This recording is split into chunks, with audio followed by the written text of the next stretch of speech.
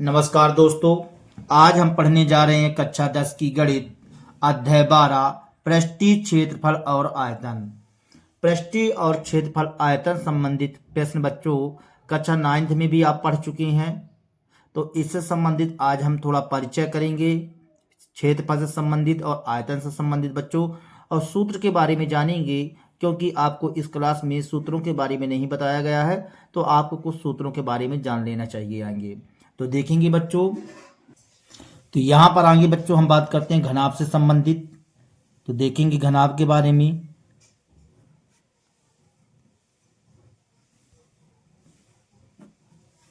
तो इसके पहले तक के बच्चों हम आपको 11 पाठ तक के पाठ पढ़ा चुके हैं। यदि आप हमारे वो वीडियो ना देख पाए हों बच्चों, तो कृपया हमारे चैनल के प्लेलिस्ट में जाकर के आप वे सभी वीडियो देख सकते हैं, और हमारे चैनल को सब्सक्राइब भी कर लीजिए बच्चों। ठीक है, तो चलिए देखते हैं, और वीडियो को लाइक भी कर दीजिए बच्चों। तो घनाभ के बारे में बात करते हैं। यहाँ पास देखिए, जैसे मान लीजिए घनाभ हो गया,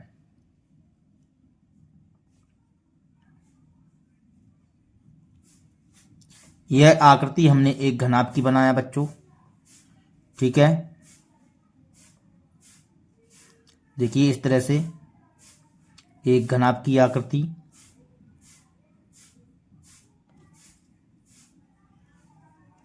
इस तरह से हमने एक घनाभ बनाया जिसकी लंबाई बच्चों हम मान लेते हैं L, चौड़ाई B मान लेते हैं बच्चों, और ऊंचाई H मान लेते हैं। ठीक है, तो यहां पास हमने लंबाई को क्या मान लिया, लंबाई को हमने L मान लिया बच्चों, चौड़ाई को B, ऊंचाई को H मान लिया बच्चों। ठीक है, अब यदि हम बात करते हैं आगे क्षेत्रफल के बारे में, पृष्ठीय क्षेत्रफल। जैसे मान लीजिए कोई कमरा हो गया बच्चों, कोई मकान हो गया, और आप उस कमरे के अंदर अंदर गए, तो जैसे मान लीजिए कोई कलर वगैरह पोता रहता है, पेंट किया रहता है, तो लगता है बहुत अच्छा कमरा है। तो वो जो कमरा में कलर पोता रहता है बच्चों, पेंट किया रहता है, तो वह पेंट किया हुआ होता है, तो दीवारों के ऊपर पेंट किया रहता है, तो वो पृष्ठीय क्षेत्रफल कहलाता है। क्या कहला गया बच्चों? पृष्ठीय क्षेत्रफल के अंतर्गत में आया। लेकिन यदि मान लीजिए उसी कमरे में यदि पानी भर दिया जाए, क्या भर दिया जाए बच्चों? पानी भर दें, तो वह आयतन से संबंधित आएगा बात। मतलब यदि आप चर्चाएं बातें कर रहे हैं, तो यदि पेंट से संबंधित चर्चाएं करेंगे, तो किससे संबंधित बात हो रही है? मतलब पृष्ठीय क्षेत्रफल से संबंधित बात हो रही है बच्चों। ठीक है, और यदि मान लीजिए आप है वह वहीं पास है, पानी भरने की बात कर दें कि इस कमरे के अंदर हम पानी भर दें, तो वहीं पास किससे संबंधित बातें हो जाएंगी बच्चों? वही बातें हो जाएंगी हमारी आयतन से संबंधित, यदि पानी भरने से संबंधित बातें हो जाए तो चलिए हम इस कमरे में आगे हम बात करना चाहेंगे कि कमरे का कुल पृष्ठीय क्षेत्रफल। यदि कमरे का पृष्ठीय क्षेत्रफल के बारे में बात करें, तो इसका सूत्र क्या बनेगा? सभी ये आप कक्षा 9th में पढ़ चुके हैं बच्चों, आपको सीधे इसमें हल करना है। लेकिन इसके बावजूद भी हम आपको बता दे रहे हैं कि सूत्र वगैरह कैसे, क्या आगे सूत्र जानना जरूरी है। यदि आप सूत्र जान जाएंगे तभी आप सवाल हल कर पाएंगे। तो यहां लिखते हैं पृष्ठीय क्षेत्रफल, घनाभ का पृष्ठीय क्षेत्रफल, घनाभ का पृष्ठीय क्षेत्रफल। तो घनाभ का पृष्ठीय क्षेत्रफल का सूत्र होता है बच्चों, देखिए 2 गुणे लंबाई गुणे चौड़ाई प्लस चौड़ाई गुणे ऊंचाई प्लस ऊंचाई गुणे लंबाई होता है। तो हम इसको इस हिसाब से लिखते हैं 2LB plus BH plus HL होता है बच्चों। देखिए 2 गुणे कोष्टक के अंतर्गत में लंबाई गुणे चौड़ाई प्लस चौड़ाई गुणे ऊंचाई प्लस ऊंचाई गुणे लंबाई, ये सूत्र होता है बच्चों। एक घनाभ का पृष्ठीय क्षेत्रफल का सूत्र हो गया। यदि यहीं पास पूछ लिया जाए आपसे चार दीवारी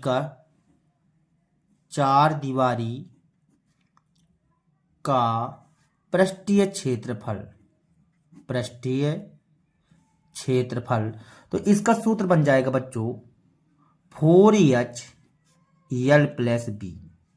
4HL प्लस, चार दीवारी का ऊपर छत छोड़ दीजिए और नीचे की धरती छोड़ दीजिए बच्चों, तो यहां पास बन जाता है 4HL प्लस B।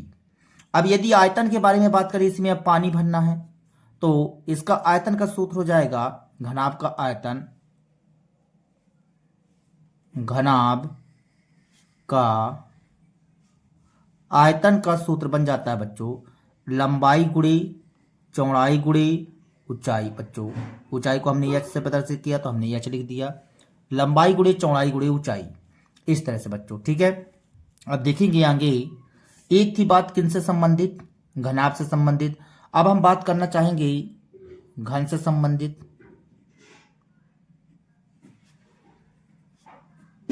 तो यदि घन से संबंधित बात करते हैं तो देखेंगे जैसे मान लीजिए कोई घन हो गया, घन में वर्ग में आगे बताइए क्या होता है बच्चों, चारों भुजाएं बराबर होती हैं। उसी प्रकार से घन में क्या होता है, सभी भुजाएं बराबर होती है, लंबाई चौड़ाई ऊंचाई सब बराबर होता है बच्चों। ठीक है, तो यहां पास हम बात कर रहे हैं किससे संबंधित, घन से संबंधित। तो देखिए इसकी घन की प्रत्येक भुजा की लंबाई कितनी है बच्चों, हमने यल बताया, यल बताया मतलब सभी लंबाई चौड़ाई ऊंचाई क्या है, बराबर है बच्चों। यहाँ पास लंबाई चौड़ाई ऊंचाई सब बराबर है। तो यदि हम यहाँ पास बात करना चाहेंगे घन का पृष्ठीय क्षेत्रफल, घन का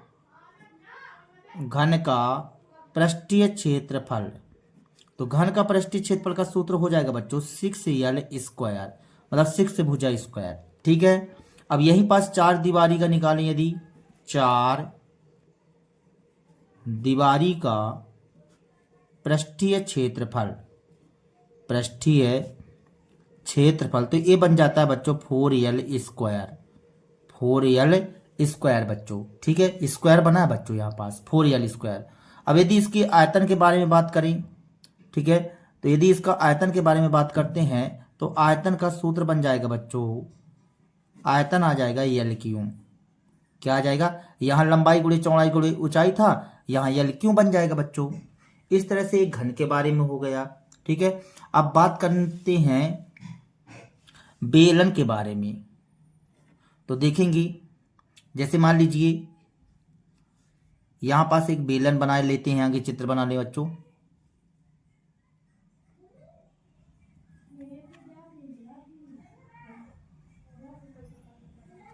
देखिए इस तरह से हमने बेलन बना लिया।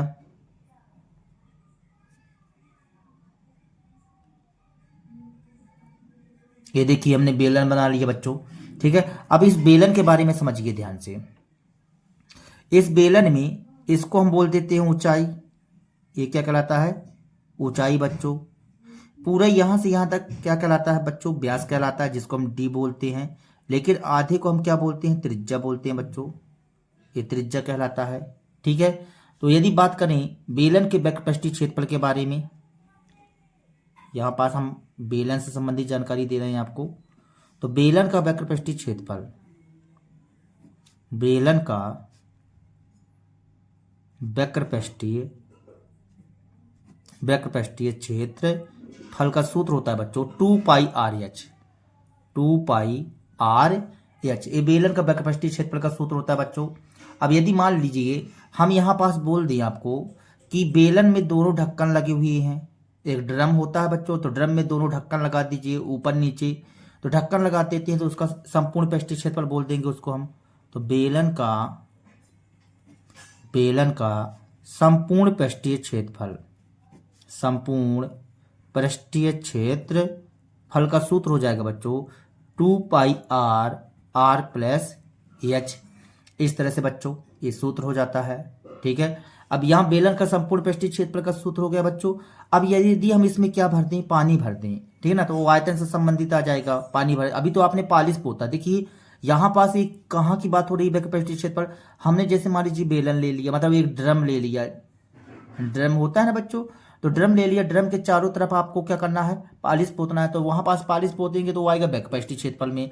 यदि हमने बोल दिया दोनों ढक्कन में भी पालिश पोतना है तो किस में आ जाएगा, संपूर्ण पृष्ठीय क्षेत्रफल में बच्चों। ठीक है, अब यदि हम उसमें बोल दिए कि पानी भर दीजिए, तो पानी भर देना मतलब आयतन से संबंधित बात हो रही है। तो बेलन का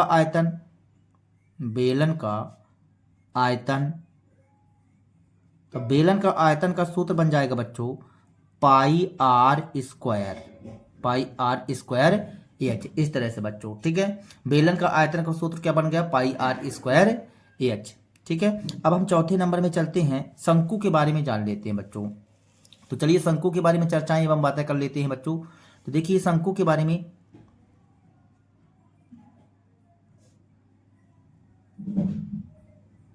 ये शंकु हो गया। शंकु में देखिए ये कहलाती है ऊंचाई, ये क्या कहलाती है बच्चों, ऊंचाई।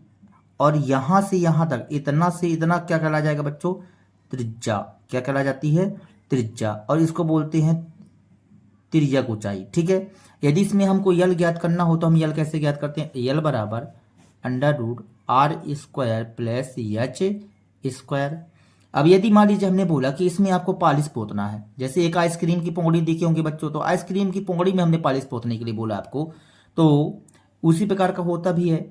तो हमने बोला कि शंकु का वक्रपृष्ठीय क्षेत्रफल, शंकु का वक्रपृष्ठीय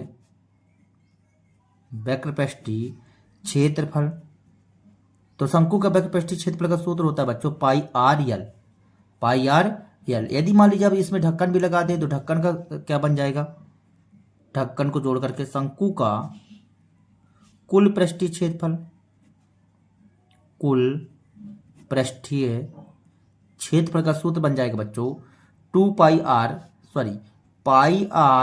आर प्लस यल होता है बच्चों, पाई आर प्लस यल होता है। अब इसकी आयतन के बारे में बात करें तो आयतन का सूत्र बन जाता है बच्चों इसका 1/3 pi R square H, 1/3 pi R square H, ये शंकु का बन जाता है बच्चों। ठीक है। तो हमने आपको जो है तो घनाभ का बता दिया, घन का बता दिया, बेलन का और शंकु का बता दिया बच्चों। यहाँ ये शंकु का है, किसका है, शंकु का हेडिंग नहीं डाल पाए थे। ठीक है। अब बात करते हैं किसके बारे में, गोला के बारे में बच्चों। वृत्त के बारे में तो पता है आप लोगों को, ठीक है, इसके बारे में भी पता होगा कुछ बच्चों को। तो यहां पास बात करते हैं 5वें नंबर में गोला के बारे में बात करते हैं। तो गोला के बारे में बात करें तो गोला एक फुटबॉल की तरह होता है। गोला एक किसके तरह का होता है, फुटबॉल के तरह का होता है बच्चों। वृत्त की बात दूसरी है। वृत्त जो होता है ना, वृत्त एक साइड से आगे से या पीछे से दिखता है वृत्ताकार, लेकिन फुटबॉल चारों तरफ से दिखता है बच्चों। ठीक है ना। ये एक फुटबॉल की आकृति की बात कर रहे हैं। तो गोला में त्रिज्या होता है। यदि हम मान लीजिए गोला में हमने बोला कि पालिश पोतना है, किसी फुटबॉल में पालिश पोतना है, तो वो कहलाता है वक्रपृष्ठीय क्षेत्रफल।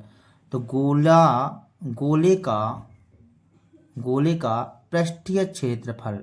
पृष्ठीय क्षेत्रफल का सूत्र बन जाएगा 4 पाई आर स्क्वायर बच्चों।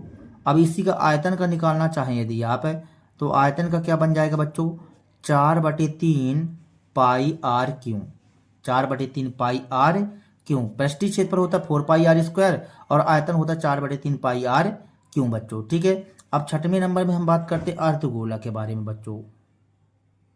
अर्धगोला, तो अर्धगोला के बारे में बात करेंगे बच्चों यदि, तो देखेंगे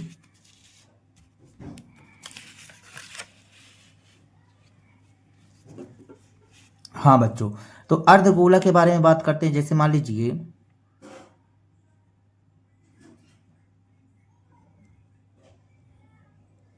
ठीक, ये मान लीजिए अर्धगोला हो गया। आधा गोला, जैसे मान लीजिए कोई आपके पास गोल गोल कोई वस्तु है, ठीक ना, गोलाकार कोई वस्तु है, गोलाकार रसगुल्ला है। तो रसगुल्ले में आप क्या करेंगे बच्चों, उसको बीच से काट दीजिए तो देखिए इस प्रकार का फीस निकल आएगा कि आधा कटोरा समझ लीजिए इसको। ठीक है। तो ये जो है तो यहाँ से यहाँ तक वृत्त की क्या कहला जाएगी, त्रिज्या कहला जाएगी। ये गोले की त्रिज्या कहला जाएगी। यहाँ भी त्रिज्या आर रहेगी बच्चों। ठीक है। तो यहाँ पास हम बोलते हैं कि इस अर्धगोला के यहाँ पास बच्चों, यहाँ की बात कर रहे हैं, तो इसका पृष्ठीय क्षेत्रफल क्या होगा, तो अर्धगोले का ऐसा लिखो बच्चों, अर्धगोले का वक्रपृष्ठीय क्षेत्रफल।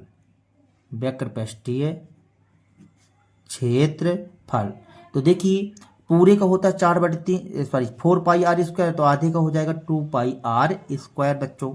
ठीक है ना। लेकिन अब इसमें बात ये आ गई कि देखिए ये आधा भाग ये आ गया ना, तो ये इतना भाग ये भी आ गया। यदि हमने बोला इसको पन्नी से आप ढक दीजिए, तो पन्नी को ढकेंगे तो पन्नी यहाँ भी लगाएंगे, लेकिन ये वृत्ताकार भाग में भी लगाएंगे ना बच्चों। तो वृत्ताकार भाग में लगाएंगे तो 1 पाई आर स्क्वायर और जुड़ जाएगा। तो यदि हम बात करें आपसे यहाँ पास कि अर्धगोले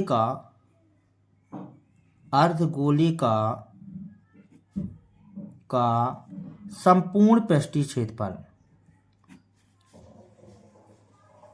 अर्धगोले का संपूर्ण पृष्ठीय क्षेत्र फल इसका हो जाएगा 3πr²। 3πr²। और यदि आयतन के बारे में बात करें बच्चों, इसका अर्धगोले का आयतन, तो अर्धगोले का आयतन हो जाएगा, पूरे का होता है 4/3πr, क्यों आधे का होगा 2/3πr क्यों बच्चों, इस तरह से। ठीक है, तो हमने आपको किसका किसका बता दिया बच्चों, गोले का बता दिया, शंकु का बता दिया, बेलन का बता दिया, घन का बता दिया, घनाभ का बता दिया बच्चों। ठीक है, और यदि मान लीजिए और किसी चीज़ों की सूत्रों की आवश्यकता पड़ेगी तो उस टाइम पर हम उपयोग कर लेंगे और आपको उस टाइम पर भी बता सकते हैं। ठीक है, तो अभी इतना ही माइंड में आ रहा है कि इतनी आपको आवश्यकता पड़ेगी, अर्धगोले की आवश्यकता पड़ेगी, बेलन की आवश्यकता पड़ेगी, और आयत वगैरह खुद बनता है बच्चों, वृत्त वर्ग ये सब चीज़ों का तो आपसे बनता ही है। ठीक है, तो चलिए ठीक है, आज के लिए फिर यार इतना ही बच्चों। यदि हमारा वीडियो आप लोगों को पसंद आया हो तो कृपया हमारे चैनल को सब्सक्राइब कीजिए, लाइक कीजिए एवं शेयर कीजिए बच्चों। तब तक के लिए जय हिंद। मिलते हैं अगले वीडियो पर प्रश्नावली 12.1 के साथ में बच्चों। तब तक के लिए जय हिंद, वंदे मातरम बच्चों।